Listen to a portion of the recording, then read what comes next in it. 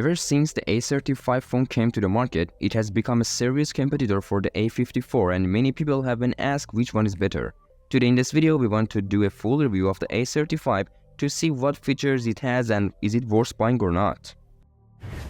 As always, let's start with the design section. The body of the Galaxy A35 is made of glass and a plastic frame, weighing 290 grams, and it has a better design compared to last year. Last year it was plastic, now it's glass on the back.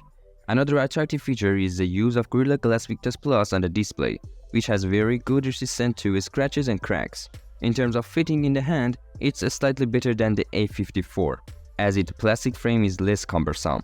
Its dimensions are similar to last year's, and Samsung has made some change to the A series this year, with a prominent island for the keys that is not bothersome and makes finding the keys easier. It's also IP67 rated, so you can use the Galaxy A35 in water to some extent. Another change is a shift of the selfie camera notch from drop shape to punch hole, which is aesthetically nicer and its edges are more balanced. The Galaxy A35 has a display that can produce a brightness of 1000 nits, as tested in the lab, which is slightly higher than claimed in automatic mode.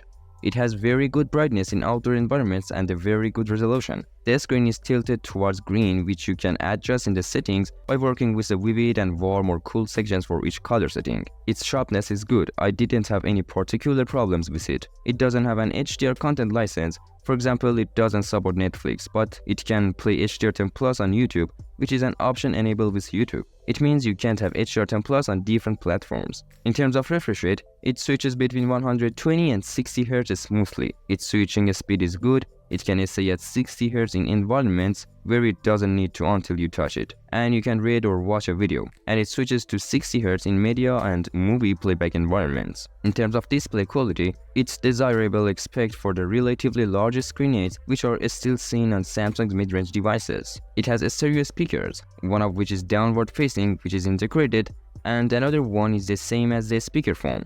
Its sound is completely suitable for music playback. It also has good volume and it has some bass. It can be said to play details quite well. If the playback details very little better, it could almost be said to come side by side with the A54 in terms of music playback quality. The A35 software is Android 14 and One UI 6.1 by default, which Samsung has worked very well in this regard, and the latest updates from Samsung are on it. It gets 4 years of Android updates and 5 years of security patches, which are good options in the market. If you want to buy a mid-range device and use it for a long time, Android 18 will also come to this device. Working with One UI is enjoyable, and Samsung's user interface is very good, and I can almost say that you don't feel any particular problems in working with this phone, like lag or any other issues. There's a fingerprint sensor under the display that works better than the A55. It needs to scan your finger a few times, or if your hand or screen is a bit dirty, it can unlock the phone. But another problem we have with all A series Samsungs is that it unlocks the phone with a slight delay, and this always happens. Guys, if you enjoyed this video so far, please don't forget to subscribe. Thanks. The A35 battery is a 5000 mAh battery that still supports 25-watt charging. Unfortunately, it doesn't support more. It takes 1 hour and 21 minutes to charge from 0 to 100%. Its battery consumption is good for daily use and it doesn't have any particular issues. It's good for everyday use with Wi-Fi on and using social networks like Instagram and playing games. I can almost say that using the A35 doesn't bother you and you can count on it in terms of battery consumption. It just takes a little longer to charge, which, considering that everyone is used to powerful chargers now, might bother you a little. The hardware of the A35 includes the Exynos 1380 in terms of CPU, which is exactly the model from last year that was on the A54. This phone has 256GB of internal storage and 8GB of RAM. It's still suitable for running games like Call of Duty and PUBG well. It doesn't have any temperature issues, and in 2 games with maximum pressure along with the screen recorder app, it reaches 40 degrees Celsius. In half an hour of playing PUBG with 5 minutes of screen recording, it consumes 7% of the battery. And in Call of Duty Mobile, it consumes 15% in half an hour of continuous play. In Battle Royale, it can give you a maximum of 40 FPS with no frame drop, but maybe 1 or 2 at most, but it returns quickly. It can also provide you with 60 FPS in multiplayer mode. In PUBG, it can give you 60 FPS in a smooth mode and can run up to 40 FPS in higher modes and graphics. The phone is smooth, has no particular issues, and has very good temperature control.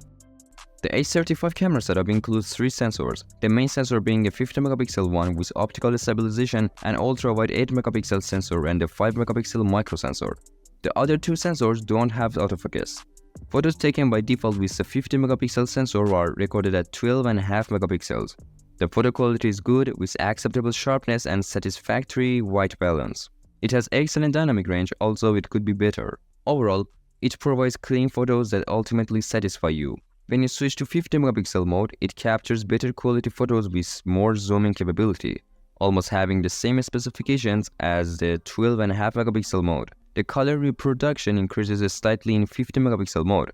Overall, the differences between these 2 modes are not significant. Its ultra-wide sensor is good, but its distortion correction or image stabilization is weak. It lacks necessary details when zoomed in, but in terms of dynamic range and white balance, it has the same specifications as I mentioned about the 12.5MP sensor. Its selfie sensor, also 13MP, takes excellent photos, especially in good light, capturing facial details very well. Even in low light, it performs better than the A55. The photos have good sharpness and white balance adjustment. However, there is some tendency toward reddish tones even in this model. It has good sharpness in photos with white balance adjustment, but in environments with a strong light reflection, it may have a slight impact. Overall, it captures very good white photos even in portrait mode, maintaining the same details and good quality. It performs very well in isolating the subject from the background. The photos taken by this phone with the main sensor at night are not very good in terms of detail and have noise, but its dynamic range works well, and its color saturation is acceptable. When you turn on portrait mode, it almost only blurs the background for you, but it improves the photo quality a bit, although it still doesn't perform well in low light conditions. This phone with its 1080p and 60fps quality provides relatively good video quality. I can say that it's outstanding, but it gets the job done relatively well. In terms of white balance, it gives you the right balance from the environment color. Its dynamic range is good and its color saturation is almost well adjusted. The only drawback is that it could capture better details in my opinion. Its default stabilizer controls handshake well during movement, and in terms of video recording, I can say that 1080p 60fps has relatively good and improving quality. There you have it guys, it's the Galaxy A35 with a great temperature control, and in camera section, in general it performs very well especially in daylight. A part of that, the screen of this device is really great, 120Hz Gorilla Glass Victus Plus protection with high brightness and resolution. Well guys, it's end of the video and thanks for watching. If you enjoyed this, please like, comment and share this video with your friends, but don't forget to subscribe.